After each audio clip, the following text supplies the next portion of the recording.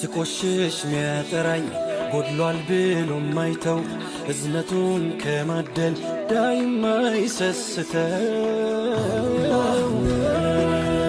ጌታዬ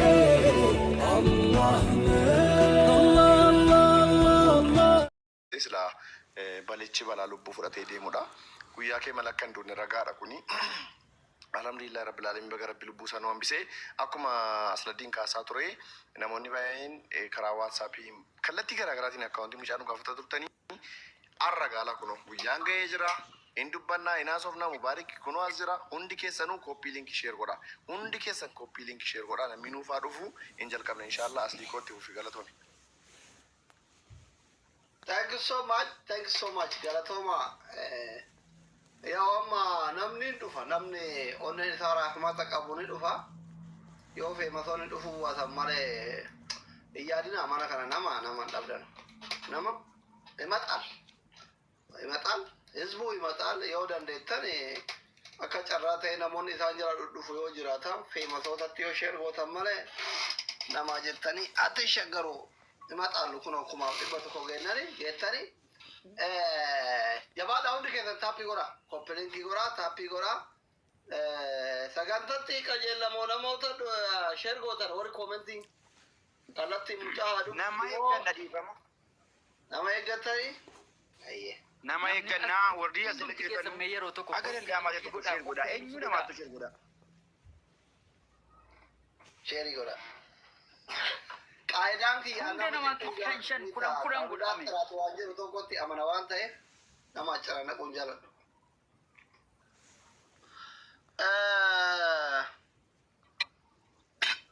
Mubaarak akkam nagaa fayyaadeeti.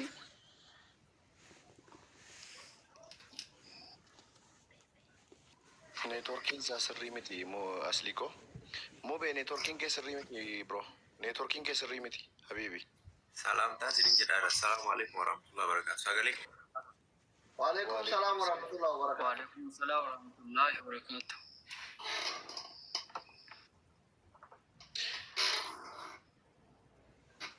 Amman daga copy link godha hundi keessa mee copy link nama shan share nu godhame reef kuma free people barbaada copy link share jira alhamdulillah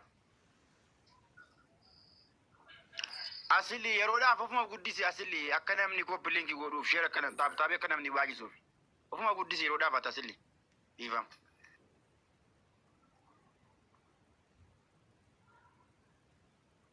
taabtaabii qoraa jiran hire ifatuun oolan iba qoya xingoosiif na taabtaabii guys fuula aslii kanarra yeroo callumedha taabtaabii kuma dhibbaa ol ta'uu qabna akka viidiyoon hin kukkutneef akka qulqullinaa wal dhaggeeffannuuf nama kuma 500 jirtu namni kuma 500 kun callumettanii dhibban goota viidiyoo bana dhamma dalageera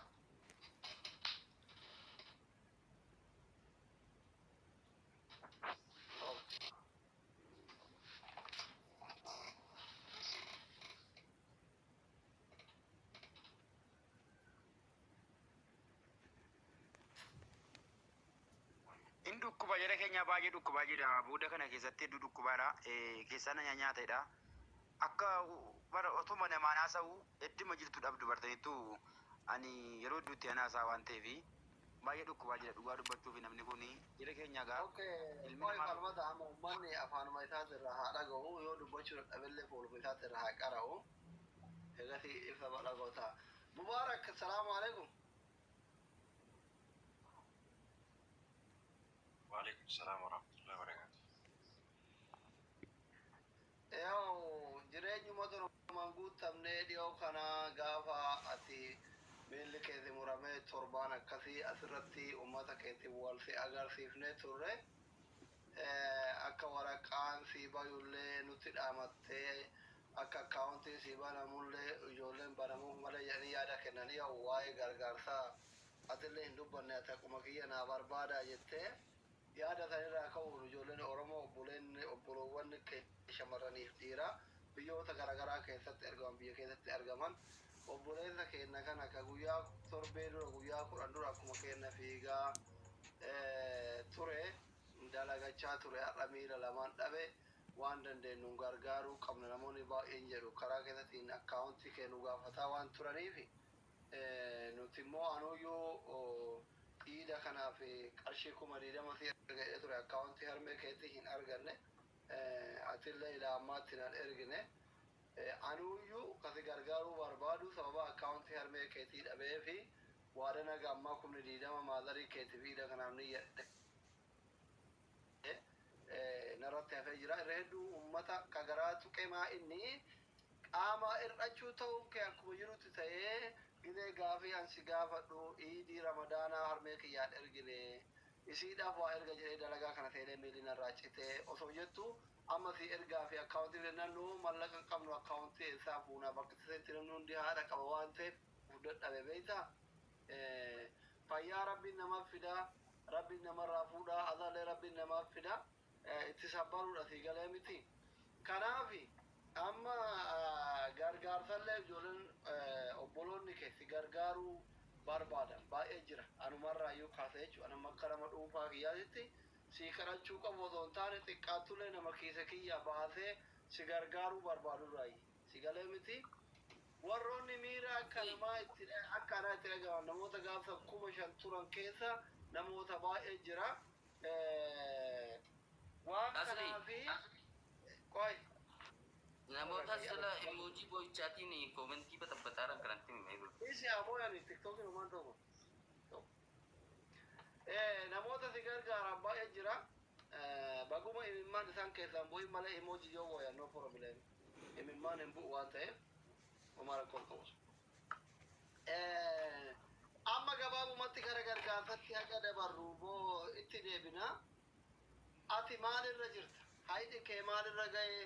Araboonni maalirra jiranii namoonni guyyaa san itti dhaamanne manguddoon Dubaay maali Makka warri koominiitiitti safaaratti dhiyaatan Oromoon Makkaan keessa jiru manguddoon guyyaa san itti dhaamanne waan kee maalirra jiranii Araboonni homaa siin jedhatti manni yaalaa homaa siin jedha jira walumaa galatti maalirra jirtamee obboleessa kiyyaa rabbuma waan hunda namaan fida waan erga guyyaa torbaanii kana keessa jirtu mee uummata kana ibsi.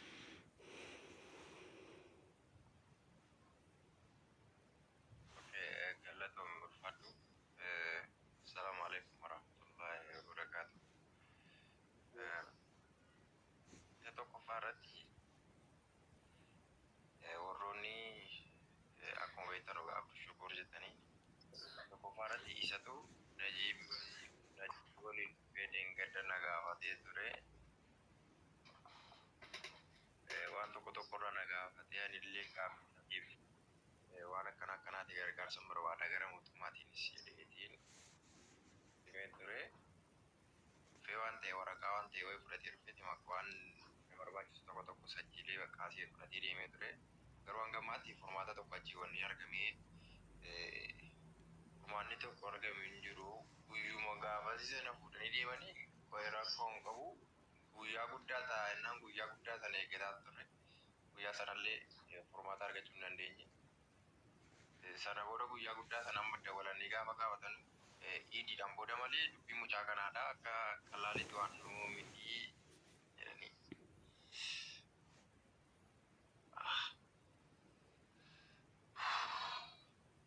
akka qallaalitti waan nu miti bakka ida baasneeti idiidhaan booda furmaatatti goona malee amma furmaatatti gochuu hin dandeenye jedhan.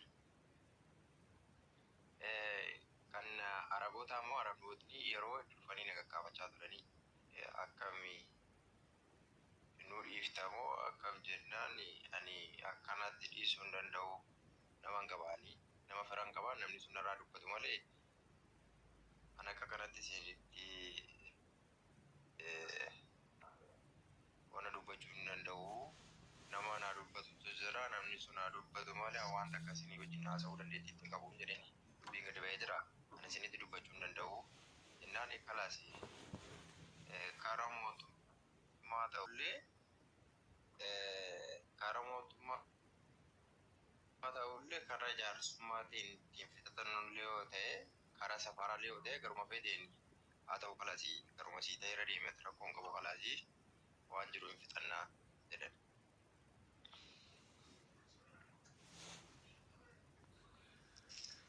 isaan waan kana hunda miila kee lamaan si dhabsiisanii akka toluma dhiiftuu barbaadamoo yoo nuu dhiisisin jedhan kana waan hammana si kennidhaan nuu dhiisisin jedhan. Akkas.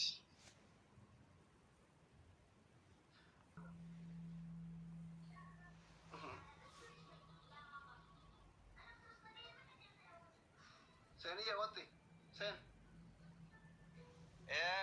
Jechuun hangana sii kennin gurri guddaa osoo hin taane isaan gadi xinneessanii yaadaa jiru waan kana gadi xinneessanii dhuma yaadaa jiru akkuma qal'aalee.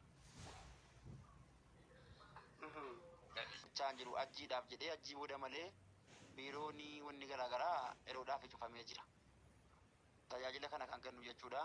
Suma dhugaa ammoo jarri gadduma fageenyaan waliin haasa'anii warri makkaatiif warri jiddaa waliin dubbatanii gadi fageenyaan akka mucaa kanaaf irratti dhaabbatan lakkoofsa furgalatti Jimmaa bara 2012 inni haasa'u dhufe.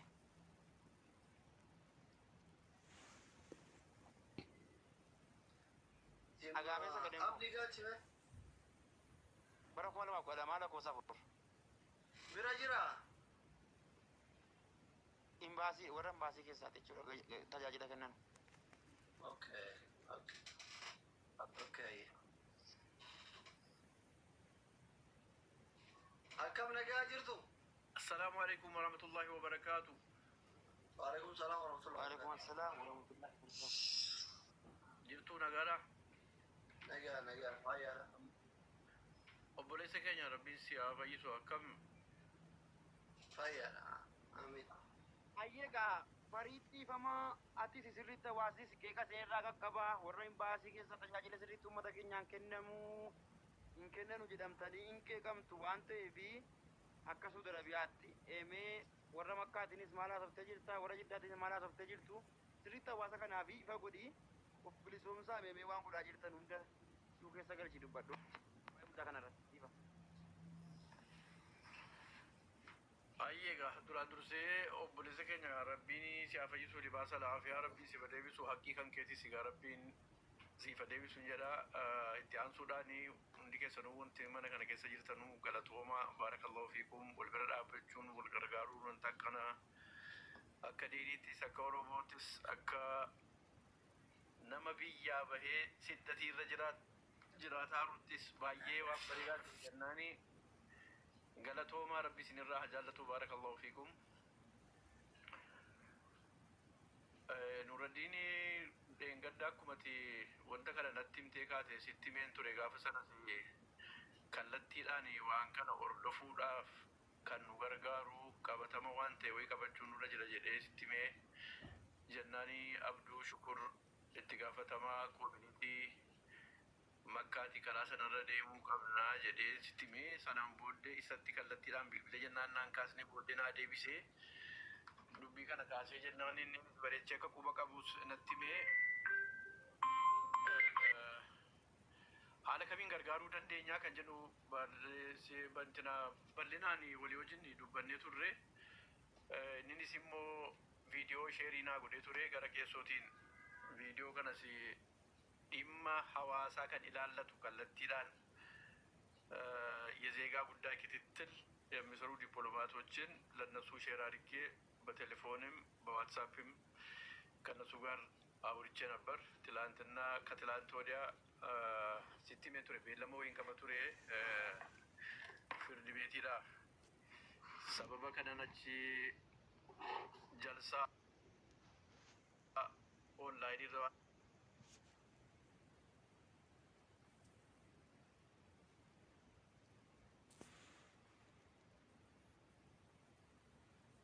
nama ordofu community makkaarraa bakka buusuu ta'us yoommoo namni jiraate ijoolleen lookaal istaafii kan jedhaman jiru biyya kana keessa kan asii qaxaramanii jechaadha. Kan afaan arabaa katabanu kan barreessan ijoolleen asii qaxaraman jiru jara biyyaa dhuferra qofa utuu hin ta'in jara wayyaa jedhee ani jara itti meera keessoodhaan maaliif ijoolleen afaan arabaa barreessuus hin danda'u dubbisuus hin danda'u. Jara telefoonaanis immoo daktiitti gochuu yookiin caanaatti gochuu waan dandeenyuuf egelee nutuu bakka buuftanii dhimma kana hordofuu hin danda'an kan jedhu gurra buuse jennaan waa tokko rakkoon qabu atis ta'ee Abduu Shukur iidiidhaan booddee dhuftanii jennaa walii wajjin dubbannaa jedheera. Tokko keessaa nama kan keenya maqaa dhabuus hin barbaanne bareechee waan kanarratti dubbadhe ninuu viidiyoocha argee baay'ee waan nama suuqanneessuu kan jedhu hazanii guddaadhaan kan walii wajjin dubbanne jechuu kooti. Kanaafuu insha Allah iidiidhaan booda natiijaa yookiin qabxii gaarii irra hin geenyaa jedheetan yaada.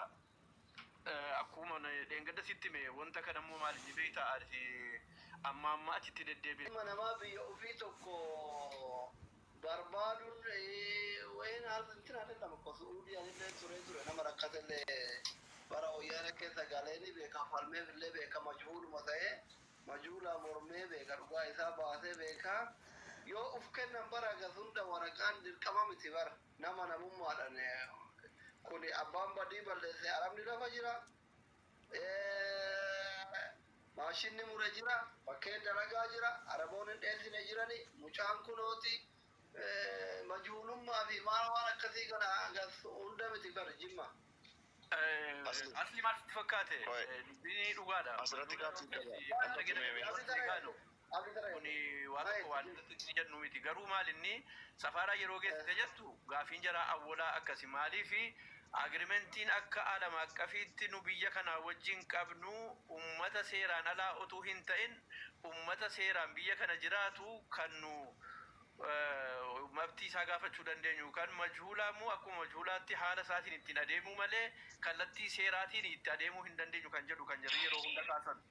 Yeroo hunda wanti ጊዜ ወልገሄረቲ ካው ዋሂ ዜጋን በተመለከተ ወመከናት ኡመተ ባሪዳን ዱፋ ጅሩ ኡመተ ሚዳማ ጅሩ ኢጆሌ መና ወጂቲ ወጋሜ ገውቱ ደሞዘን ፍለቲኖ ጀታርቱ kan jirtu jirti waan kana irratti yeroo kaanu yeroo hunda kan dubbannu kan hayta'u malee immoo majhuula ta'es immoo haqqiin isaa haddii kana irratti intini akka dhabame biyya galootu hin ta'in kan jechuu barbaade maal inni nam tokko halaafinatti fudhachuu qabaani fakkeenyaaf amma mucaa kana annani fuudhee dhaqu kun kana ta'eera. Obboleessi isaa kunoo isa kana waan kana ordofa kanarratti gargaara.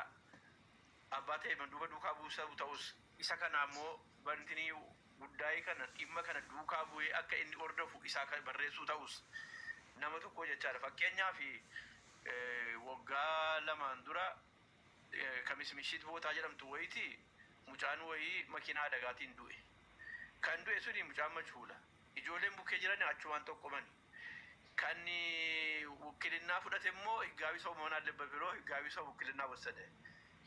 Wukilinaa sanarra fudhatee ka'u mucaan kun adeemsisuu wanta kanarraan ni gochuu hin dandeenye. Ijoolleen biyyaa dawwalanii natti banee nama mucicha dawwalee waamee ambaasaaddarii bira ofumaa kan kootii fuudhee galee kan ta'e kunoo waan akkanaati. Mucaan du'e kunooti. Paaspoortiin isaas mattaawaqaan isaas biyyaa dhufeera. Haqqi isaa ordofee fi kan fuudhummoo kunoo biyyaa wakkalanii erganiiru. Jedhee tan geessee agarsiise jennaan wukilinaa sana fuudhee ilaalee irratti farramee barreessii fi jedhee ajaja dabarsee jennaan barreessanii fi wanta kana wukilinaa akka inni fudhatee haqqi isaa amma macarrasaa irratti gaafa.